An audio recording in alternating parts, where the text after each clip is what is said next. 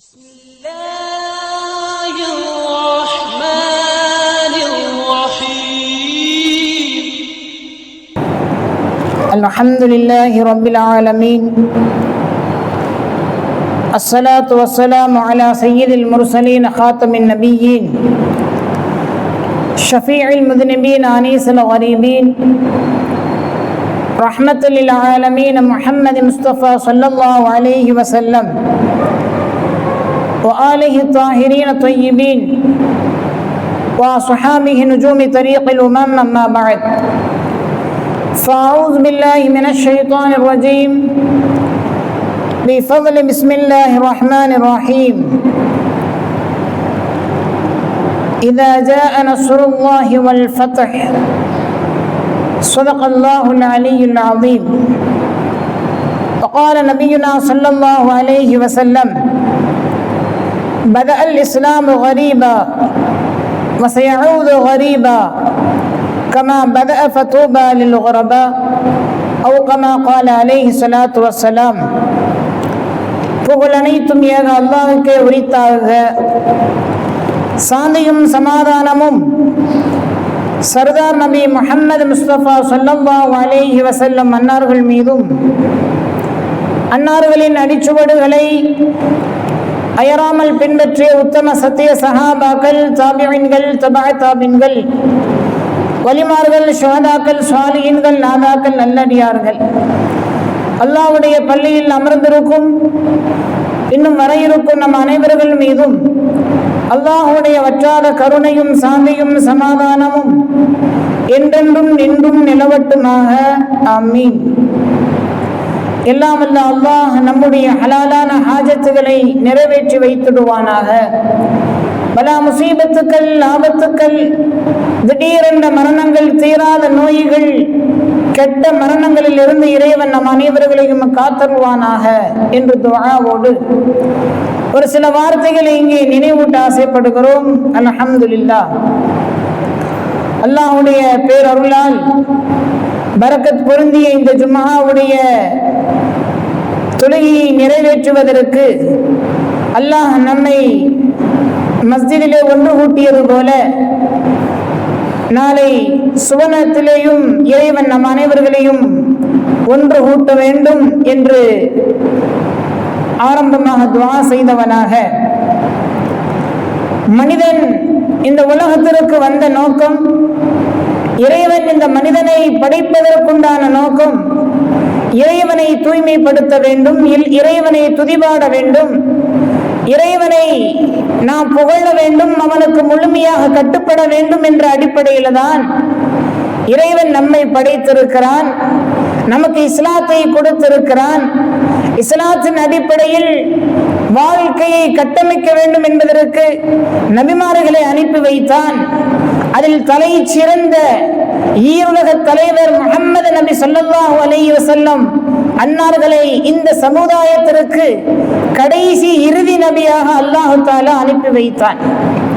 பெருமானாரை ஈமான் கொண்ட முஸ்லிம்கள் ஒரு காலத்தில் பெருமானார் இந்த உலகத்திற்கு வருவதற்கு முன்னதாக ஐயாமுல் ஜாஹிலியாவுடைய காலத்தில் வாழ்ந்த மனிதர்கள்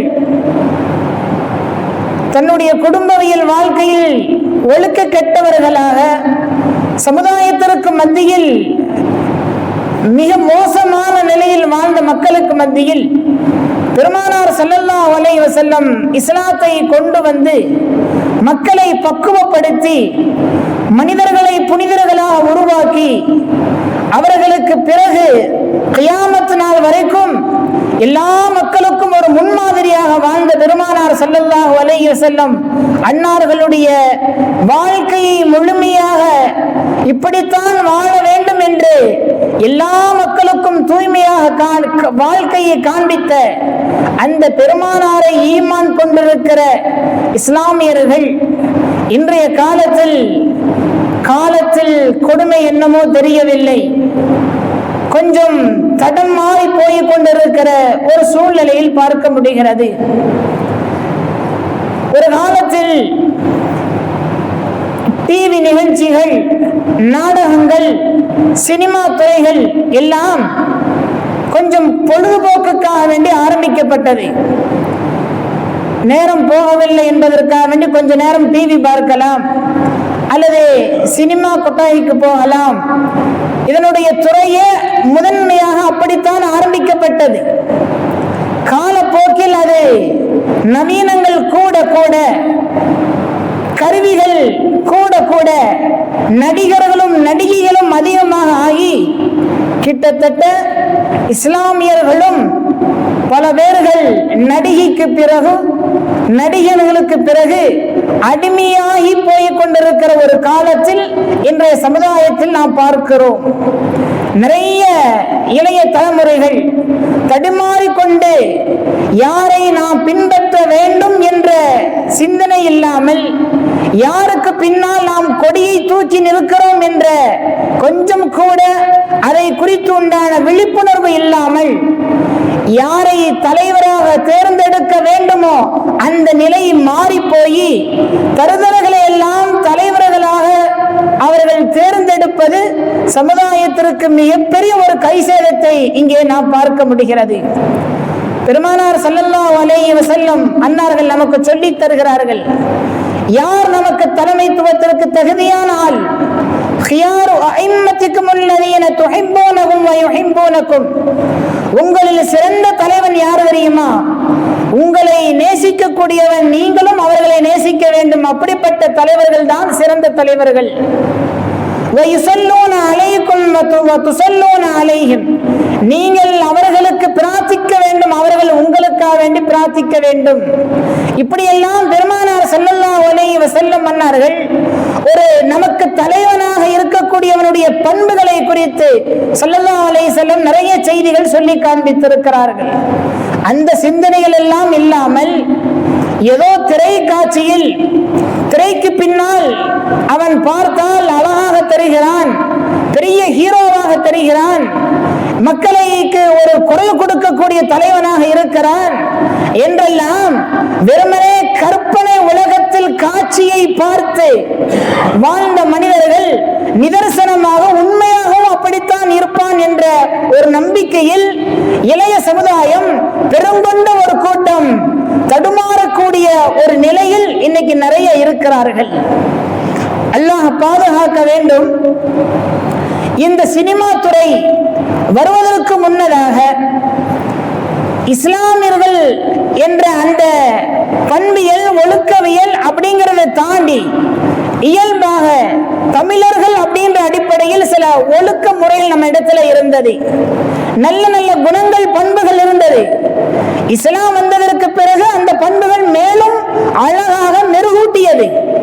ஆனால் இயற்கையாகவே தமிழர்களுக்கு நிறைய தன்மைகள் ஒழுக்க குணங்கள் இருந்தது. என்னைக்கு இந்த சினிமா துறை உள்ள வந்ததோ அத்தனை குணங்களும் நாசமாக போய் ஒரு மனிதன் தரம் கெட்டு தரம் தாழ்ந்து வாழக்கூடிய ஒரு நிலைக்கு இந்த சினிமா துறை ஒவ்வொரு மனிதனையும் உள்ளாக்கி வைத்திருக்கிறது. சினிமா துறையில பெரிய ஆஸ்கர் விருது பெற்ற ஆண்டனி குயின் அவர் தன்னுடைய சினிமா துறையை குறித்து அவர் பேசுகிறார். Cinema is the area of the vulgarity. Cinema என்பது ஒரு பச்சையான ஒரு கோலாச்சும் களம், ஒரு அசிங்கமான ஒரு தளம் என்று சினிமா துறையில் விருது பெற்றவரே சொல்லக்கூடிய நிலை இருக்கிறது என்றால் அது எவ்வளவு ஒரு அசிங்கமான ஒரு நிலை. அதனுடைய தளமும் அதனுடைய களமும் மனிதனை எவ்வளவு ஒழுக்க சிதைவுகளை ஏற்படுத்தும் என்பதை நாம் பார்க்க முடியும். இன்னைக்கு சினிமாக்களை பார்த்து நிறைய பேர்கள் தன்னை ஹீரோக்களாக நினைத்துக் கொள்கிறார்கள். சினிமாக்களை பார்த்து நிறைய நபர்கள் தன்னை ஒரு வில்லனாக கருதி கொள்கிறார்கள். நான் ஒரு டான்மார் இருக்கணும். இன்னைக்கு எத்தனை எத்தனை குடும்பங்கள் சினிமாவை பார்த்து சீரியலை பார்த்து சின்ன பின்னமாகி கொண்டிருக்கிறது. நிறைய நபர்கள் தற்கொலை செய்து கொள்கிறார்கள். கேட்டால் குடும்பத்தில் பிரச்சனை. அதற்கு மூல காரணம் சினிமா துறை அதை ஊக்குவிக்கிறது. குடும்பத்தில் உங்களுக்கு மத்தியில் பிரச்சனை இருக்கிறதா, நீங்கள் தற்கொலை செய்வது போல நடித்தால் அந்த பிரச்சனை தீர்ந்துவிடும் என்று சினிமா துறை காண்பிக்கிறது. சீரியலுடைய கதை பாத்திரங்கள் காண்பிக்கிறது. அதை செய்கிறார்கள், இறந்து போய் விடுகிறார்கள். எத்தனை நபர்கள் விவாகரத்தினுடைய வரிசையிலே அன்றாடம் எத்தனை பேர்கள் போலீஸ் ஸ்டேஷன்ல, நீதிமன்றங்கள்ல வழக்கை தொடுத்து நிற்கிறார்கள்.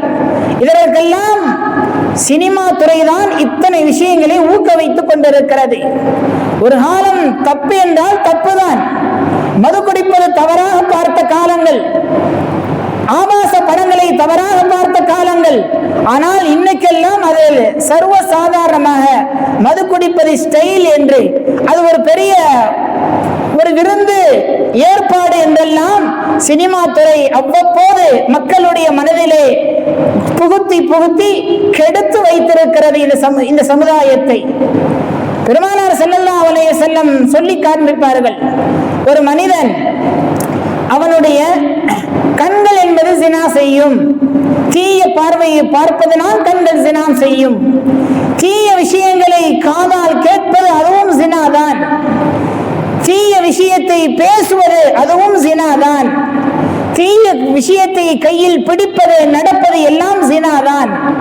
ஜினா என்றால் வெறுமனே ஒரு ஆண் ஒரு பெண்ணோடு தனிமையில் இருப்பது என்பது மாத்திரமல்ல, அதற்கு துணையாக இருப்பது அத்தனை காரியங்களும் எல்லாம் ஜினாதான் என்று பெருமானார் ஸல்லல்லாஹு அலைஹி வஸல்லம் சொல்லி தருகிற சமயத்தில் இன்னைக்கு சமுதாயத்தில் இந்த சினிமா துறையின் மூலம் எத்தனை ஜினாக்கள் நடந்து கொண்டிருக்கிறது. ரீல்ஸை பார்க்கிற பொழுது அதில் ரீல்ஸில் யார் ஆடிக்கொண்டிருக்கிறார், எந்த நிலையில் ஆடிக்கொண்டிருக்கிறார், அதை பார்த்து எத்தனை ஆண்கள் எத்தனை பெண்கள் நாமும் இதுபோல நடித்து அந்த ஆபாசத்தை வெளியே பரப்ப வேண்டும் என்று சிந்தனை எத்தனை அவர்களுக்கு வந்து கொண்டிருக்கிறது. இதையெல்லாம் தான் பெருமானார் ஸல்லல்லாஹு அலைஹி வஸல்லம் சொல்லுகிறார்கள், கண்கள் ஜினா செய்யும், வாய்கள் ஜினா செய்யும், கால்கள் ஜினா செய்யும், கால்கள் ஜினா செய்யும் என்றெல்லாம் உடல் உறுப்புகளை குறித்து பெருமானார் ஸல்லல்லாஹு அலைஹி வஸல்லம் எச்சரித்து பேசுகிறார்கள். வேறு சமயத்தில் இப்படி ஒரு ஹதீஸ் பதிவு செய்யப்படுகிறது, எந்த ஒரு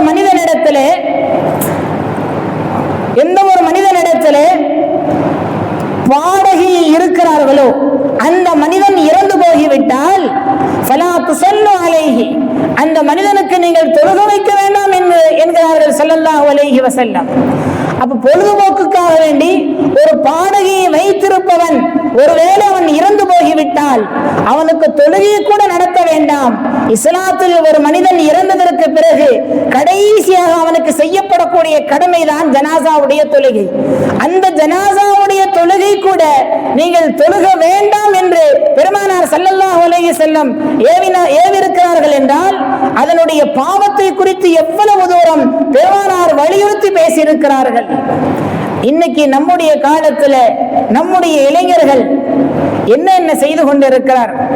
வேறு சமயத்தில் ரசூலுல்லாஹ் சொல்கிறார்கள், ஒரு காலம் வரும், அந்த காலத்திலே மக்கள் எல்லாம் கொஞ்சம் கொஞ்சமாக ஜானுக்கு ஜானாக முளத்திற்கு மூலமாக யூதர்களையும் நசாராக்களையும் பின்பற்றி செல்வார்கள் என்று பெருமானார் ஸல்லல்லாஹு அலைஹி வஸல்லம் சொன்ன காலங்கள் இதுவாக இருக்குமோ என்கிற பயப்படக்கூடிய அளவிற்கு இன்றைய காலத்தில் இருந்து கொண்டிருக்கிறார். சமீபத்தில் நிறைய வீடியோக்கள் ஃபேஸ்புக்கில் நிறைய நம்மெல்லாம் பார்ப்பதுண்டு. சமுதாயம் எங்கே போய் நிற்கிறது அப்படிங்கிறதெல்லாம் சில நேரங்களில் யோசிக்கிற பொழுது மனதிற்குள்ளே எங்கு அல்லாஹ்வுடைய வேதனை வந்துவிடுமோ என்ற பயம்தான் நம்முடைய உள்ளத்தில் ஏற்படுகிறது. இதே கடந்த ஜும்மாவில் ஒரு படம் ரிலீஸோ அது என்னமோ நடக்கிறது. அந்த படத்திற்கு புர்காவுடைய வடிவத்தில் ஒரு பெண்மணி போயிட்டு வெளியே வர்றாங்க. வெளியே வரும் பொழுது அங்க உள்ள நெறியாளர்கள் சில பேர் கேட்பாங்கல்ல, நீங்க பார்த்த படங்கள் எப்படி இருந்தது என்று. அந்த பேட்டியில் அந்த அம்மா சொன்ன வார்த்தை என்னை விட உங்களுக்கு நன்றாக தெரியும். அந்த அம்மா சொல்லுகிறாங்க, நான் ஜும்மா கூட தொழுகல, அல்லாஹ்வுடைய கிருபையினால நான் ஜும்மா கூட தொழுகல, ஜும்மா தொழுகை விட்டுட்டு தான் இந்த படத்துக்கு வந்திருக்கிறேன்.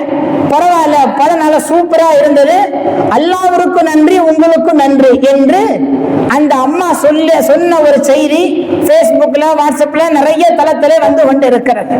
கொஞ்சம் யோசித்து பாருங்க. குடும்பத்தின் குத்து விளக்காக கருதப்படுகின்ற ஒரு சமுதாயத்தை கட்டமைக்கக்கூடிய ஒரு பெண்மணிகள் ஏறத்தாழ அந்த அம்மாவுக்கு நம்முடைய ஒரு இதுல ஒரு 45 இருந்து ஒரு 50 வயது இருக்கும். ஒரு குடும்பத்தினுடைய தலைவி தன்னுடைய குடும்பத்தை சார்ந்தவர்களை எப்படி உருவாக்கப்பட வேண்டும் என்ற சிந்தனையை தாண்டி எப்படி உருவாக்கி போய் வைத்திருக்கிறார்கள் என்பதை இந்த இடத்திலே நாம் நினைத்து பார்க்க வேண்டும். மிகப்பெரிய ஒரு கவலைக்குரிய விஷயம். ஜும்ஆவுடைய தினம், ஜும்ஆவுடைய தினத்தை குறித்து பெருமானார் சொல்லுவார்கள், ஒரு மனிதன் ஜும்ஆவுடைய தொழுகையை தொடர்ந்து 3 ஜும்ஆவை ஒரு மனிதன் விட்டான் என்றால் அவன் காஃபிர் என்று பெருமானாருடைய வார்த்தைக்கு ஏற்ப ஒரு பெண்மணி இஸ்லாத்தை ஏற்று முஸ்லிமாக இருந்து இஸ்லாத்தினுடைய அடிப்படையான ஃபர்தாவை அணிந்து ஃபர்தாவுடைய கோணத்திலேயே அந்நிய ஆண்களுக்கு பேட்டி கொடுக்கிறார் என்றால் அவருடைய பிள்ளைகளுடைய நிலை, அவருடைய கணவர்களுடைய நிலை, அந்த குடும்பத்தை சார்ந்திருக்கக்கூடிய நிலை எவ்வளவு மோசமாக இருக்கும் என்பதை இங்கே நாம் நினைத்து பார்க்க கடமைப்பட்டவர்களாக இருக்கிறோம். இது மாதிரி நிறைய பார்க்கலாம், நிறைய செய்தி. சில பேர் சொல்றாங்க குறிச்சு, என்னுடைய புருஷனை விட எனக்கு அவரைத்தான் பிடிக்கும், என்னுடைய அண்ணன் தம்பி அக்கா தங்கையை விட நான் குடும்பத்தை அவரைத்தான் பிடிக்கும், நான் அவருக்கு மனைவியா கூட இருப்பேன் அப்படிங்கிறெல்லாம் சில நபர்களை குறித்து, சில நடிகர்களை குறித்து அவர்கள் பிரியத்தின் உச்சத்தில் போய் தவறான வார்த்தைகளை சமுதாயத்திற்கு மத்தியிலே பதிவு செய்கிறார் என்றால் வெளியே தெரிகிறது இப்படி. வெளியே தெரியாமல் லட்சக்கணக்கான மக்களும் அதே சிந்தனையில் அதே எண்ணத்தில் தான் இருக்கிறார்கள். நாம் சாதாரணமாக ஒரு விஷயத்தை நினைவு கொள்ளலாம். நம்மிலும் பல பேர் அப்படித்தான் இருக்கிறான். ஒன்றுமில்லை, அதுல ஒரு சின்ன எக்ஸாம்பிள். இந்த போன் ரிங் டோன் வருது இல்லையா, யாருக்காவது நம்ம போன் வைக்கிற பொழுது ஒரு சில நேரங்களில் பாட்டு பாடும். அந்த ரிங் ரிங் சவுண்டுக்கு பகரமாக என்ன செய்வாங்க, மியூசிக்கினுடைய அந்த டூன் வைப்பாங்க. அது எப்படி வைக்கிறாங்கன்னா, எந்த நடிகர்களாக அவங்களுக்கு ரசிகர்களாக ஃபேவரட்டாக இருக்கிறாங்களோ அது மாதிரி உள்ள நபர்கள் அவர்களுடைய பாடல் வரிகளை என்ன செய்யறாங்கன்னா அவங்க மியூசிக் டூனா வைக்கிறாங்க. கொஞ்சம் யோசித்து பார்க்க வேண்டும். பிறந்த குழந்தை உடனே, ஒரு குழந்தை பிறந்த உடனேயே பாங்கு காதிலே பாங்கும் இன்னொரு காதிலே காமத்தும் சொன்ன சமுதாயம் நம்முடைய சமுதாயம். ஒவ்வொரு குழந்தை அந்த குழந்தையை வளர்க்கக்கூடிய நேரத்தில் இஸ்லாத்தினுடைய பாடல் வரிகளை, விக்ருகளை பாடலாக பாடிய சமுதாயம் நம்முடைய சமுதாயம்.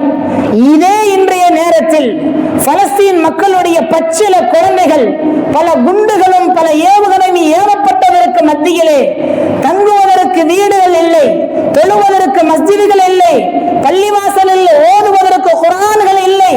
அப்படிப்பட்ட ஒரு சூழ்நிலையில் பல குடிசைகளை அமைத்துக் கொண்டு கட்டிட இடிபாடுகளுக்குள்ளேயே தொழுகையை நடத்தி கொண்டு விளையாடி கொண்டு குர்ஆன்களை ஓதிக்கொண்டு ஹதீஸ்களை மனனம் செய்து கொண்டிருக்கிற அந்த பச்சிலை குழந்தைகளுக்கு மத்தியில் இன்றைய காலத்தில் நம்முடைய இளைஞர்கள் அதோடு சேர்ந்து கம்பல் பண்ணி பார்த்தா எவ்வளவு தரம் கட்டு நம்முடைய சமுதாயம் இருந்து கொண்டு இருக்கிறது என்பதை இங்கே நினைத்து பார்க்க கடமைப்பட்டவர்களாக இருக்கிறோம். அல்லாஹ் பாதுகாக்க வேண்டும்.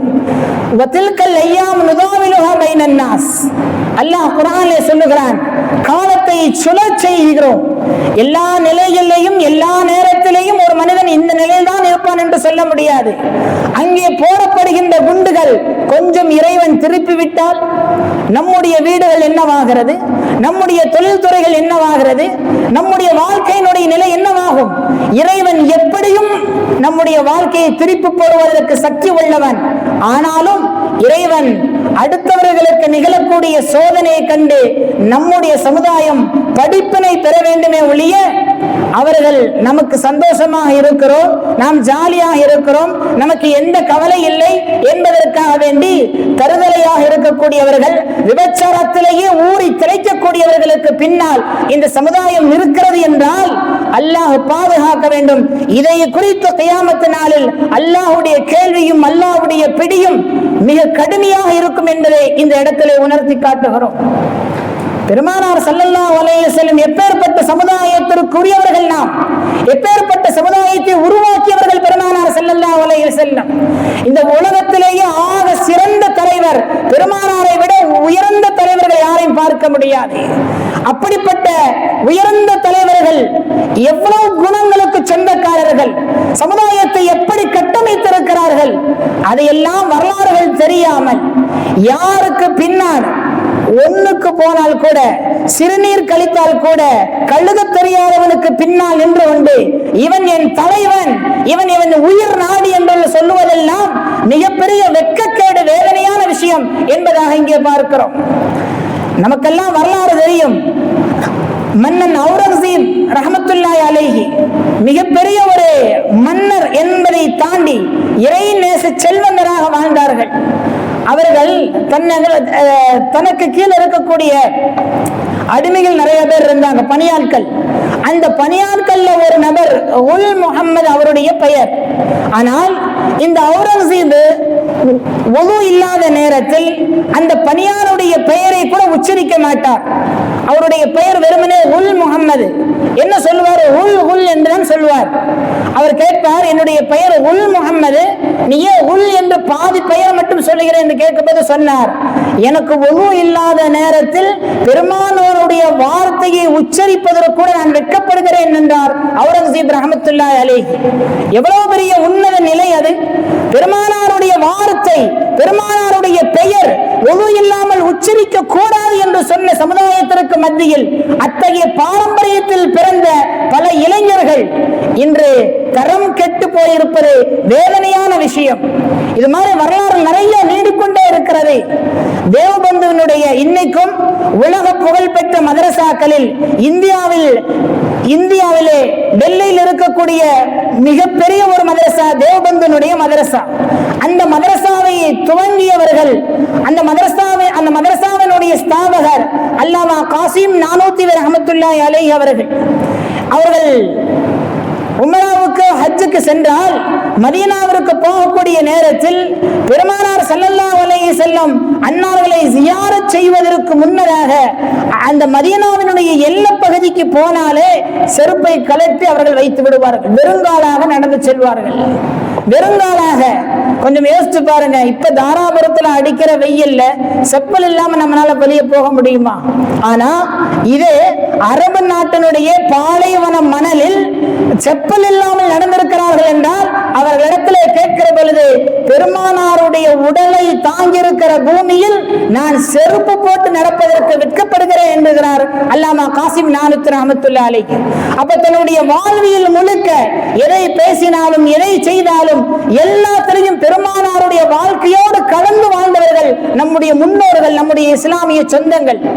ஆனால் இன்னைக்கு நாமும் இஸ்லாத்தை ஏற்றவர்கள் தான், நாமும் முஸ்லீம் என்று சொல்லிக் கொள்ளவர்கள் தான், நாமும் அதே குர்ஆனை தான் வைத்திருக்கிறோம், நாமும் அதே பள்ளியாசல் தான் தொழுகிறோம், நாமும் அதே பெருமானாரை தான் ஏற்றுக்கொண்டிருக்கிறோம். ஆனால் நம்முடைய செயல்பாடுகளுக்கும் நம்முடைய முன்னோர்களுடைய செயல்பாடுகளுக்கும் எவ்வளவு பெரிய வித்தியாசத்தை ஈமானை சார்ந்து இருக்கிறது என்பதை புரிந்து கொள்ள வேண்டும்.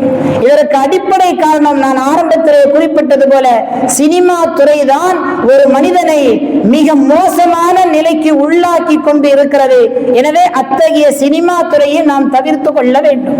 நம்முடைய பிள்ளைகளுக்கு அதனுடைய சிந்தனையை சார்ந்து நாம் ஊட்டுவதற்கு கடமைப்பட்டவர்களாக இருக்கிறோம். இன்னைக்கு நிறைய தாய்மார்கள் சொன்னது போல நிறைய தாய்மார்கள் பிள்ளைகளை கவனிக்கிறார்களோ இல்லையா, மறக்காமல் சீரியலுக்கு அடிமையாக இருக்கிறார்கள். அந்தந்த நேரம் வந்தா இந்த நேற்று என்ன கதை, இன்னைக்கு என்ன கதை, இன்னைக்கு உள்ள கதையில தொடரும் என்று முடிக்கிற பொழுது நாளைக்கு எது மாதிரி உள்ள கதை வரும் என்பதை இவர்களே சொல்லக்கூடிய அளவிற்கு ஒவ்வொருவர்களும் பெரிய டைரக்டராக ஆயிடுறாங்க. அந்த அளவுக்கு நம்முடைய பெண்மணிகள் சினிமா துறையிலேயும் ஊடகத்திலேயும் மூழ்கி போயிருப்பது இந்த சமுதாயத்தை சீர்கேட்டுக்கு கொண்டு போவதற்கு சமம் என்பதை புரிந்து கொள்ள வேண்டும். எல்லாம் வல்ல அல்லாஹ் இந்த சமுதாயத்தில் நல்ல மனிதர்களாக, புனிதர்களாக, இஸ்லாத்தினுடைய கொடியை தூக்கி பிடிக்கும் நல்ல இளைஞர்களாக நம்முடைய சமுதாயத்தை அல்லாஹ் ஆக்கி அருள் புரிவானாக. வாஹிர் தஅவானா அல்ஹம்துலில்லாஹி ரப்பில் ஆலமீன். அஸ்ஸலாமு அலைக்கும் வரஹ்மத்துல்லாஹி வபரகாத்துஹு.